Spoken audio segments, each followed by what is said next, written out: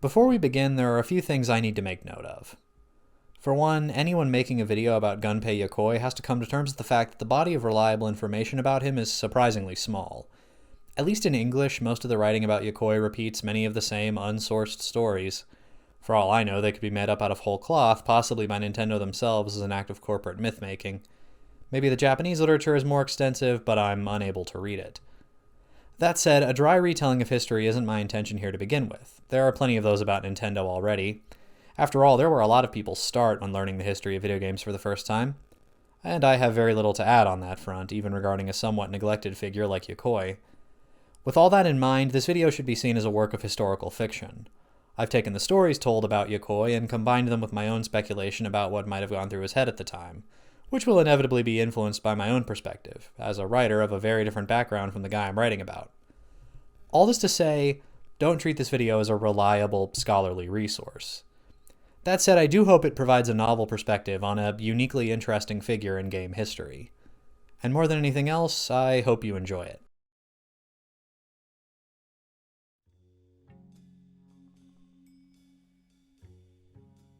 His name is Gunpei Yokoi, and to say that he's riding a train is true in the literal sense.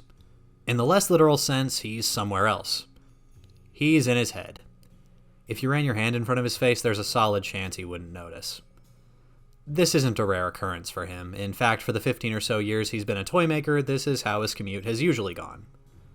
Yokoi's company, a Kyoto-based family business called Nintendo, for the last few years has been trying to break into the electronic entertainment market. Video games, as some people have taken to calling them. Yokoi wasn't opposed to this change in direction. It wasn't the first one he's had to roll with. After all, Yokoi was hired to maintain their playing card machines. The company had been making cards since the 1880s, and only got the job making toys because somebody from upper management saw a knick-knack he put together to entertain himself and thought, why don't we try to sell that? So they sold it, under the name the Ultra Hand, which may have been overselling it just a bit, and it made a killing, so Gunpei Yokoi became a Toymaker, a job he's done since. The word since is apt because he still considers himself a Toymaker in practical terms. Bit more complicated, but the practice of coming up with new games is essentially the same as coming up with new toys. Think of something that would be fun to do and put together a device that lets you do it. And once you start thinking that way, you can't really turn it off. Allegedly, that's true for most inventors. Surely Gunpei isn't the only one in this line of work whose hyperactive mind keeps him awake late at night, staring at the ceiling, possibilities swirling around in his head until he finally nods off. It's long stretches of quiet that tend to be most fruitful, he finds. And thanks to some state-of-the-art engineering, the bullet trains of the Shinkansen lines provide just that. So Gunpei stares out the window. And he thinks. And thinks. And thinks. Then he does something he doesn't usually do. He turns his head away from the window. His eyes begin to wander, and they settle on something peculiar. Not far from him is an old businessman. He's holding a calculator and pressing buttons in a pretty obviously random sequence. Yokoi realizes pretty quickly that the man isn't putting together any figures for his job or anything like that. He's bored. And the way he's chosen to alleviate that boredom is fiddling with the buttons on his calculator. Wow, people really are starved for something to pass the time when they're on the go, aren't they? Game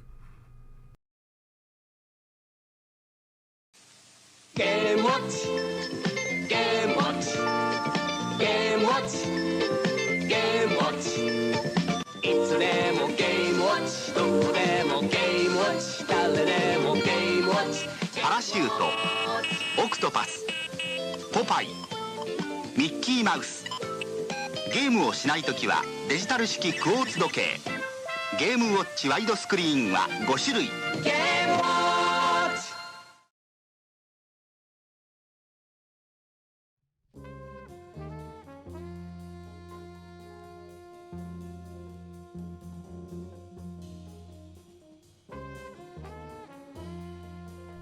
You know, routines are a funny thing.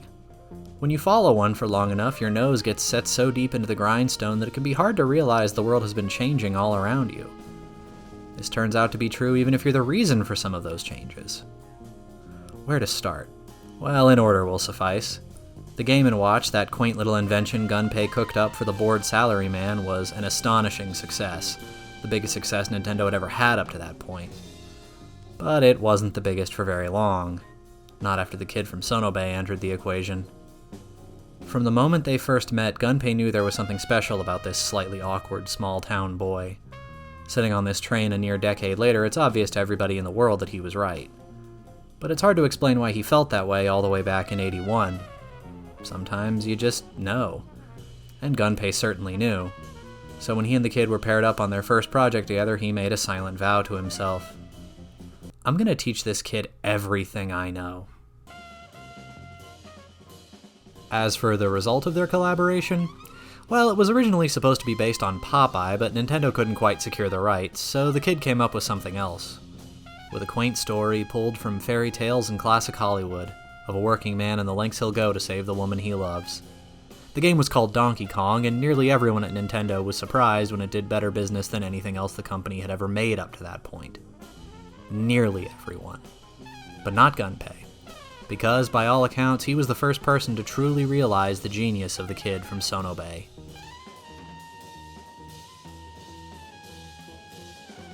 That wasn't their only collaboration, of course. A year later, they made Mario Brothers, where Gunpei made the fateful suggestion that this working man, originally a foreman, now a plumber, should have some sort of special ability. He shouldn't be Superman by any means, but something to set him apart and to make the game more fun to play. What if he could jump really high? Truthfully, Gunpei kinda just blurted it out, expecting it not to be taken too seriously. But Shigeru liked it.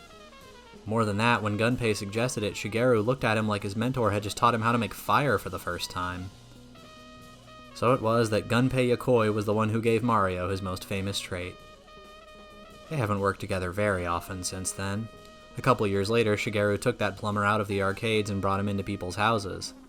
By this point, nobody was surprised when it turned out to be the best idea anybody at Nintendo had ever had, or may ever have. Gunpei didn't help much with the development of that one, at least not directly. But he did his share. His share, of course, being inventing the mechanism through which Mario and countless other characters would move through their worlds and across TV screens. For Gunpei, that's just another day at the office. He didn't even actually make it for the Famicom, he just kind of threw it onto one of the early Game & Watches and it took off from there. Truthfully, while he knows that the D-pad is almost certainly the most consequential thing he's made to this point, it wasn't the thing that Gunpei most enjoyed working on recently. No, that would be a little gadget he cooked up called the Family Computer Robot. Or, as the Americans have taken to calling it, ROB. Not his most robust invention, by any means, but it served its purpose. For one, it helped to make Americans less gun-shy about buying video game consoles. You see, the game industry over there had crashed in '83, so to make the American public amicable to video games again, Nintendo took their Famicom, redesigned it to look like an expensive hi-fi tape deck, and packaged it with a robot. You're not just buying video games, the marketing said. You're buying the future. It worked. Extremely well, as a matter of fact. But more personally, working on Rob meant something else to Gunpei. By virtue of being a toy that plays video games, the little guy has served as a way to take his past and carry it into the present. It's likely that if the card machine repairman that showed up at Nintendo in '65 could see everything his older self has made in the past 24 years, Rob would actually be the thing he'd be most impressed by. Mostly because he'd hardly be able to comprehend all the other stuff. But that's enough nostalgia for now. There's work to do. Truthfully, this new project didn't come to him as a single eureka moment like the bored businessman 10 years ago. That sort of Newton's Apple situation only happens once in a lifetime, and that's if you're lucky. Like Donkey Kong, it came about as the result of a partnership, this time between Gunpei and Satoru Okada, fresh off heading development of Metroid. Only this time it was Gunpei who got taken to school. It's easy for him to admit in hindsight that he was a little set in his ways at first. It happens sometimes when you're nearing your 50th birthday. He wanted to just make another beefier Game & Watch, but Satoru wanted it to run off interchangeable cartridges like the Famicom. They debated that point, and by the end, Gunpei was able to demonstrate another strength of his. That he's the rare leader who's not only able to admit he's wrong, but happy to. In fairness, there are far worse hardships than having to concede the genius of the man who created Metroid. That's like being forced to admit the sky is blue.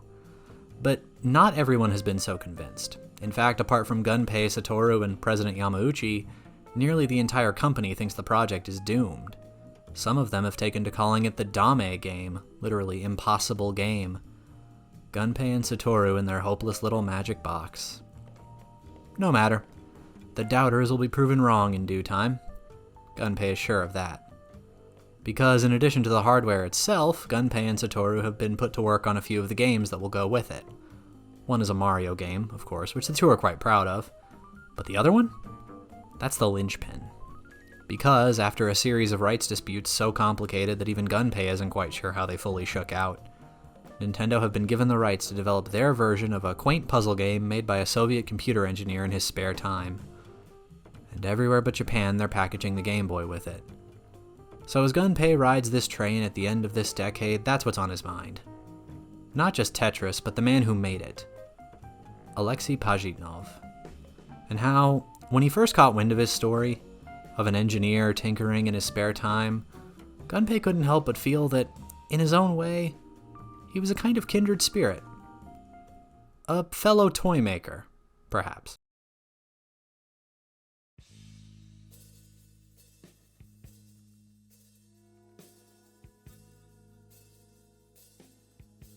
A Toymaker. Right. It's been nearly 30 years since Gunpei built that first frivolous little invention that put him down this road. Riding on this train 3 decades later, Gunpei thinks about what he'd like to tell that younger version of himself if he could. After some deliberation, he settles on 2 words. Don't bother. Maybe that's harsh. After all, things have only recently started going downhill. And to think he was so excited to work on that damn thing at first. Gunpei had been planning to retire for some time. He had done all he felt he could do at Nintendo, and his work throughout the 80s, first with Shigeru and then with Satoru, had proven to him that the company would be in good hands in his absence. Then this project fell into his lap, and he decided it would make a fitting parting gift. One last great innovation from the Toymaker. Virtual reality. Of course, he knew from the beginning that the Virtual Boy wasn't going to result in VR like you see in the movies. He didn't want that to begin with. In a way, he intended the Virtual Boy to be a final demonstration of his design philosophy. That the goal of a company like Nintendo should always be something more than just iterating technological horsepower. That their primary aim should be searching for new ways that games can be played. It's obvious, in hindsight, that he had no chance. Not once the Walkman people entered the picture. The news that Sony were making their own foray into console development, which Nintendo had some advance notice of since they had attempted a deal with Sony not long beforehand, reoriented the company's philosophy almost completely into the horse race mentality Gunpei had tried so hard to avoid. Into bits and numbers of bits. Gunpei thinks this is madness. Nintendo ruled the roost in consoles for as long as they did because they were competing against companies that had roughly equal resources. In those fights, all else being equal, Nintendo won because Nintendo had the brighter minds in its employ. But no amount of genius can fully make up for the difference in sheer size between Nintendo and Sony. If they try to contest Sony on Sony's terms, they'll get eaten alive. Gunpei has brought up these concerns many times over the last few years, and each time, he was overruled. As for the Virtual Boy, its funding was gutted and it was released well before it was ready. Unsurprisingly, its performance has been disastrous. It's unlikely to last a full year. And the blame for this failure has been placed solely onto Gunpei. He's been reduced to manning the booth at trade shows, which is about as public a humiliation as propriety allows the company bosses to carry out. He wishes he could say that at least that was a surprise, that after 30 years of service he would have never expected the front office to turn their back on him after a failure they set him up for. But frankly, it wasn't. He always suspected that after spending years raking in constant profits from the greatest team of designers ever assembled, they would respond exactly this spitefully to something uncharacteristically not going their way. But bracing for impact has done nothing to make it less frustrating. And that frustration has reverberated throughout Gunpei's whole life.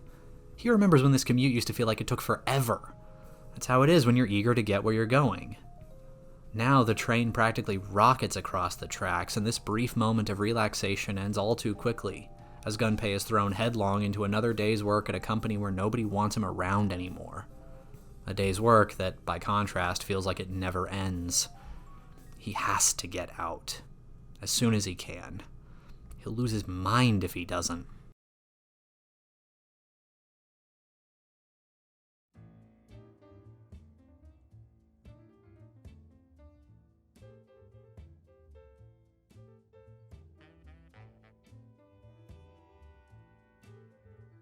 Gunpei still isn't used to this. 30 years of taking the train every day, and now he's a man who gets driven places. That's what happens when you run your own company, but it still feels strange. Though maybe it would feel less strange if his driver didn't drive like a maniac. Gunpei got what he wanted. Most of it, anyway. His exit from Nintendo didn't quite live up to the way he had daydreamed it. He had imagined something more explosive, with some shouting and maybe some choice expletives. But of course you can't leave your place of employment like that if you ever hope to find work again, so he left quietly and calmly, giving them one last creation on his way out the door. It wasn't much, just a smaller, more efficient Game Boy, but it sold well, so while Gunpei didn't leave on the highest note, he didn't leave on the lowest either. Almost immediately after leaving Nintendo, Gunpei got to work putting his own company together, Kodo Laboratory. It's a small outfit for the time being, but it'll grow as their reputation grows. As a matter of fact, they've nearly finished their first big project. When word got out that Mr. Game Boy had left Nintendo, it was only a matter of time before somebody came knocking. Somebody turned out to be Bandai, and they commissioned Kodo to make a competitor to Gunpei's most successful invention. What has resulted is the Wonder Swan.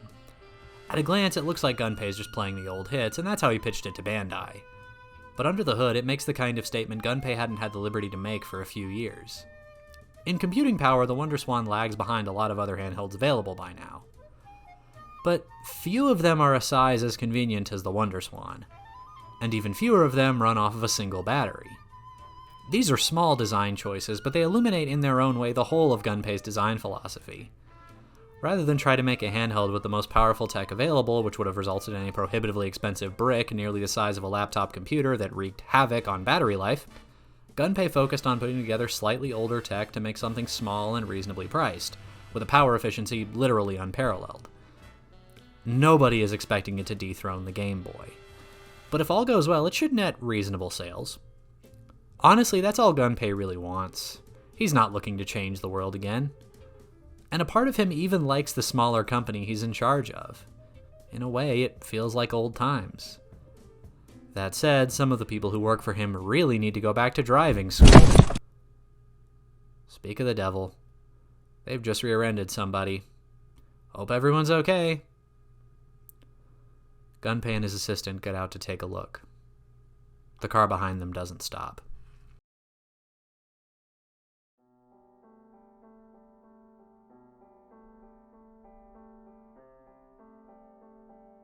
It's funny. He expected today to be different somehow.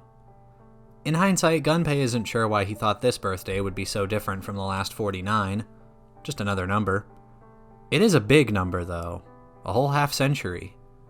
Conventional wisdom holds that as your body exits its physical prime, the rest of your life is supposed to deteriorate alongside it. Like a lot of conventional wisdom, it's often wrong, because these last few years have been the best of Gunpei's life. Of course, the utterly staggering success of the Game Boy has played its role in that. By any metric, it's one of the best ideas anyone has ever had in this business. And obviously, he's happy about that. But that's far from the only reason. Gunpei isn't the kind of guy to gloat about his own successes anyway. If he was, then the people at the office who made fun of the Game Boy project would have gotten an earful the day the first sales figures came in. But no. That day, like every other day, he just went to work. No, what he's most proud of is something bigger than any individual invention. It's the fact that he was fortunate enough to mentor a generation that has gone on to change everything. Satoru, for example. In some ways, the real father of the Game Boy. An utter genius who convinced the set-in-his-ways Gunpei that the seemingly impossible was possible. If he keeps at this whole handheld thing, he'll be the best to ever do it. And that's coming from the guy who got the whole ball rolling in the first place.